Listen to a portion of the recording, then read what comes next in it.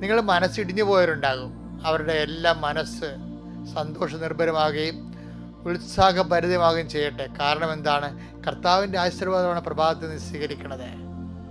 എൻ്റെ കർത്താവിൻ്റെ ഉന്നതമായ നാമത്തിൽ, സഭയുടെ അധികാരത്തിൽ നിൻ്റെ ശാരീരികമായ വിഷമതകൾ, ഭാരങ്ങൾ, ശാരീരികത്തിൻ്റെ അവശതകൾ, അതുപോലെ തന്നെ തളർച്ചകൾ, ഒരു ഉന്മേഷമില്ലായ്പ, മനസ്സിന് ഉന്മേഷമില്ലാത്തവർ, ഇന്നത്തെ ഉറക്കം ശരിയാകാത്തവർ, അതുപോലെ തന്നെ വ്യത്യസ്തങ്ങളായ രോഗകാരണങ്ങളാലും ഇന്നത്തെ ജീവിതത്തിൻ്റെ ചെയ്തു തീർക്കേണ്ട വലിയ ഭാരങ്ങളാലും ചില വഴി സ്ഥലങ്ങളിൽ നിന്ന് വഴക്ക് കേൾക്കുമോ എന്നുള്ള ഭീതിയാലും അങ്ങനെ ആരെയും പേടിക്കേണ്ടെന്നാണ് പറഞ്ഞിരിക്കുന്നത് കർത്താവിൻ്റെ വചനം. ആരെ പേടിക്കണമെന്ന് ഞാൻ പറയാം?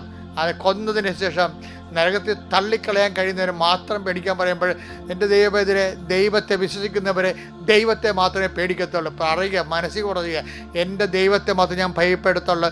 ഞാൻ കാലത്തെയോ കാലം വരെ മനുഷ്യരെയോ ഒന്നും ഭയപ്പെടുത്തില്ല.